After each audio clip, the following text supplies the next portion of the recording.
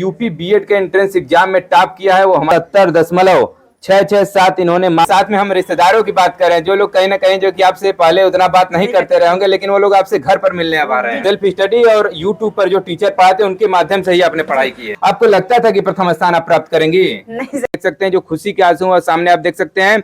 और लगातार इसके पास कौन कौन सी पुस्तक अभी थी जो कि अभी तैयारी कर रही है। अभी इसकी इस समय शालिनी पटेल के हम लोग घर पर हैं और देखिए यहाँ पर तमाम देखिए लोग यहाँ पर पहुंचे हैं। सारे ऐसे नेता होते हैं जो पहुंचते हैं, मौके पर कहते हैं कि हाँ सहायता करेंगे, फिर बाद में उनका अता पता नहीं चलता, कहीं ऐसी स्थिति तो नहीं उत्पन्न होगी।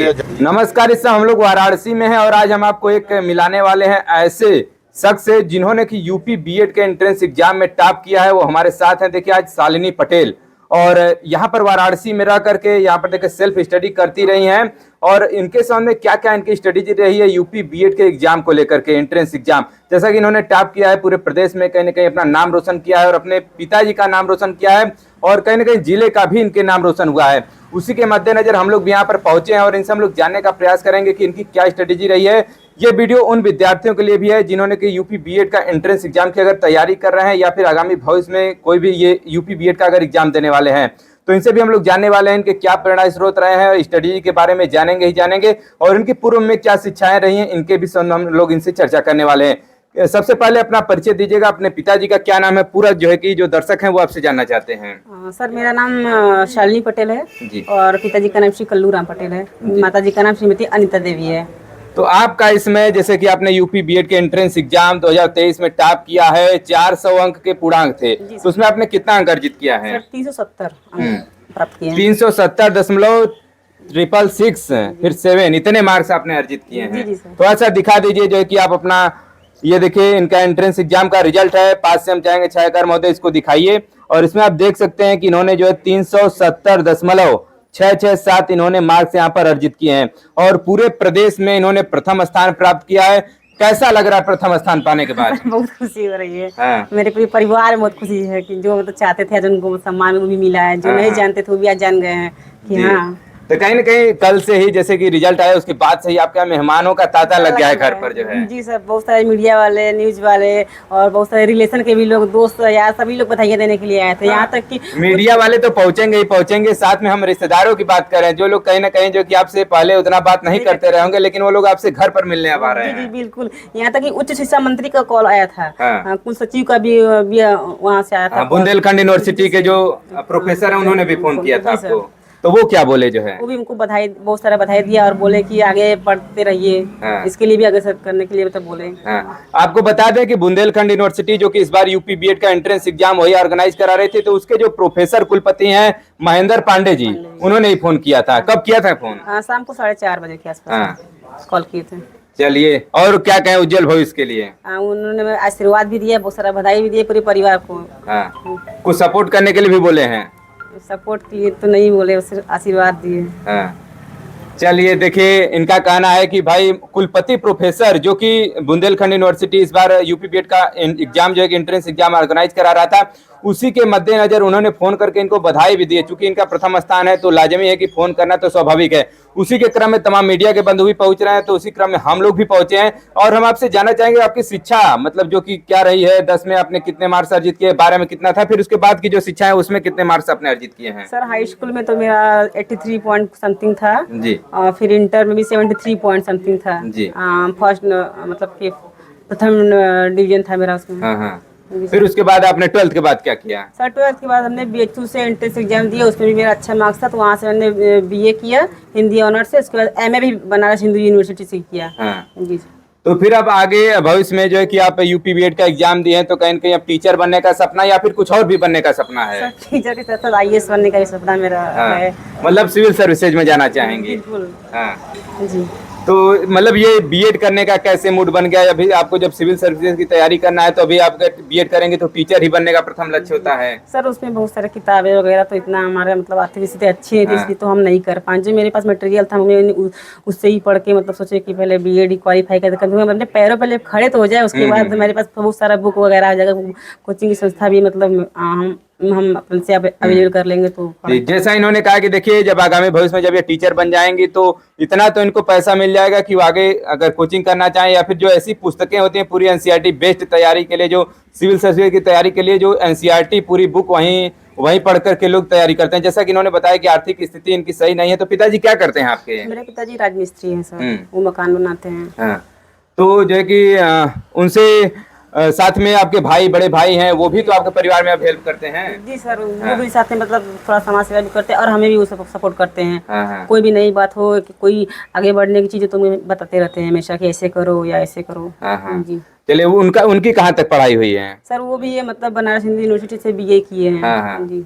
तो गाइडेंस में किनका महत्वपूर्ण योगदान रहा है आपके परिवार में या फिर आपके जो गुरुजन बिंद है उनमें? जी सर, मेरे गुरुजन लोग भी मुझे आगे हमेशा बढ़ने के लिए सपोर्ट करते रहते हैं। कुछ भी रहता तो मेरे घर आ जाते कि ऐसे करो ऐसे करो, या मेरे भाई भी हमेशा मेरा सपोर्ट करते हैं। सबसे ज़्यादा मेरे पापा हमको सपोर्ट करते हैं। वो हमको हमेशा मतलब पढ़ने के लिए बोलते हैं कि हम तो ज़्यादा नहीं पढ़ पाए, मतलब नहीं कुछ कर पाए, हम जहाँ रहे वहाँ पर आप लोग ना रहिए, उससे आगे बढ़िए आप लोग। चलिए देखिए, इनकी बात को आप सुने कि जो कि राज मिस्त्री जो इनके पिताजी हैं वो चाहते हैं कि जो हम काम कर रहे हैं वो हमारे बेटे ना करें। इसी के क्रम में अपने बेटे के साथ साथ देखिए बेटी को भी पढ़ा रहे हैं, जैसा कि सरकार का भी नारा है कि बेटी बचाओ बेटी पढ़ाओ। उसी के क्रम में इन्होंने अपना जिले का भी नाम रोशन किया है, पिताजी का नाम रोशन किया है, चूंकि इनके पिताजी चाहते हैं कि जो हम लोग काम करें वो ना करें। आप लोग जॉब करिए, नौकरी करिए और जो कि अपने पूरे परिवार का नाम रोशन करिए। आगे क्या कहना चाहेंगी जो लोग बीएड की अगर तैयारी कर रहे हैं आगामी भविष्य में, या फिर जो इस बार भी बैठे हैं अच्छे मार्क्स अर्जित नहीं कर पाए हैं, तो उनको क्या स्ट्रेटेजी अपनाने के लिए बोलेंगे? ये बोलना चाहते हैं कि आप कठिन से कठिन परिश्रम कीजिए, अपने माता पिता का जो आपको उनके लिए जो आपका सपना है उसको पूरा कीजिए, क्योंकि आप मम्मी पापा से बढ़ के हमारे लिए तो कोई नहीं है। तो हम उनका सपना पूरा करना चाहते हैं सर। आप लोग से यही कहना चाहते हैं कि जितना हो सके आप पढ़िए, क्योंकि पढ़ाई से ज्यादा कोई वैल्यूबल चीज नहीं है। जैसा जहां तक मुझे जानकारी मिल पाया है कि आपने कोचिंग नहीं किया, आपने सेल्फ स्टडी और यूट्यूब पर जो टीचर पढ़ाते उनके माध्यम से ही आपने पढ़ाई की है। बिल्कुल, हमने सेल्फ स्टडी किया और कुछ मतलब जैसे रात या कुछ हो जाता तो लाइट चले जाता तो यूट्यूब वगैरह से हम पढ़ाई करते थे सर। मतलब अगर लाइट नहीं है तो फिर मोबाइल से आपके यूट्यूब के माध्यम से आप पढ़ाई करते थे जी। तो मतलब जो हम जानना चाहते हैं कि जो स्टूडेंट इस वीडियो को देख रहे हैं तो कैसे मतलब क्वेश्चनों को सॉल्व करें, थोड़ा उसके बारे में बताइएगा। सर देखिए, पहले क्या है कि आप सारे क्वेश्चन को सॉल्व मत करिए, जो आपको आ रहा है सबसे पहले आप उसको करिए।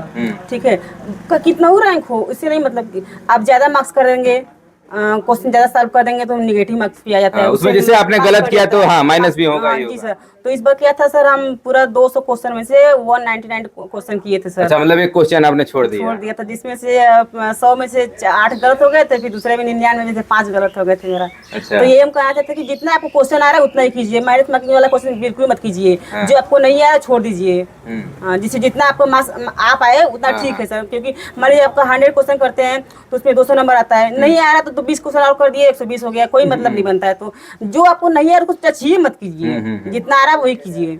चलिए, स्ट्रेटजी आपने इनकी सुना कि जो कि अगर नेगेटिव मार्किंग आपके एग्जाम में है तो आप उस क्वेश्चन को सॉल्व न करिए जिसमें आपको संशय बना हुआ है।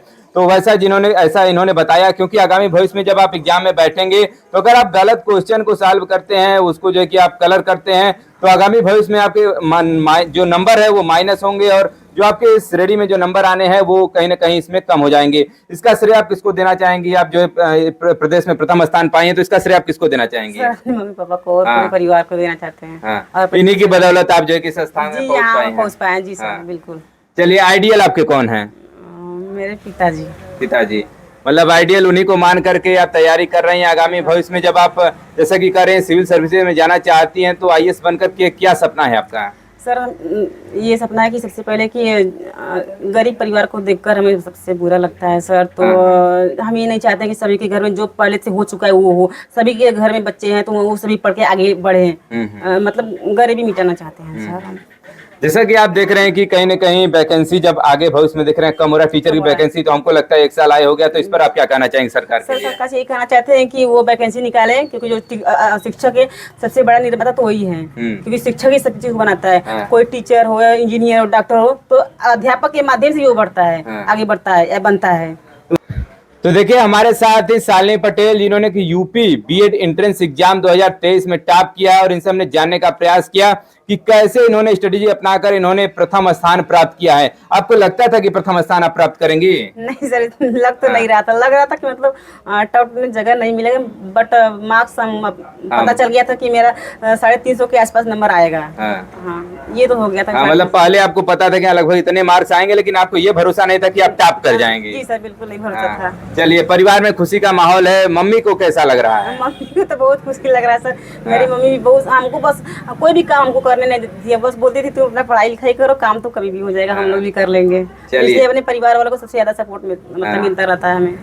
चलिए, आइए आपको इनके माताजी और इनके भाई साहब से भी मिलाते हैं कि इनका प्रमुख योगदान क्या रहा है इनके, जो इन्होंने मुकाम हासिल किया है, और लोग क्षेत्रों में अगल बगल के लोग इनसे लगातार मिलने पहुंच रहे हैं।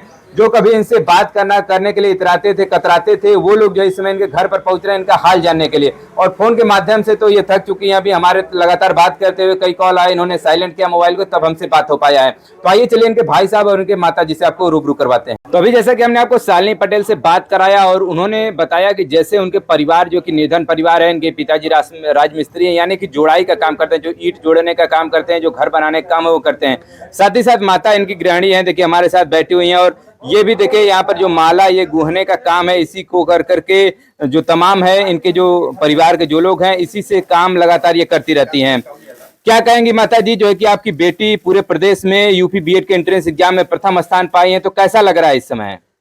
अच्छा लग रहा है। तो कैसे ये सब काम करके आप लोग जो कि बेटी को इसी से सपोर्ट करते हैं पढ़ाई लिखाई में? हाँ, इसी तरह। हाँ। हमारे आदमी राजगिरी मिस्त्री हैं। हाँ। और मैं यही काम करके अपना लड़कन को पढ़ा लिखा रही हूँ। हाँ।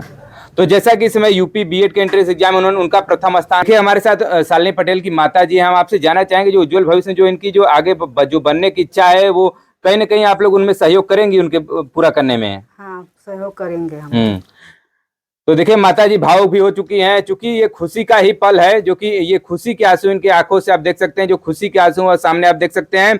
और लगातार इसके पहले भी आपने 2022 में एंट्रेंस का एग्जाम दिया था? जी सर, थोड़ा कम मार्क्स मेरा है। हाँ, तो उसमें कितने मार्क्स आपके आए थे?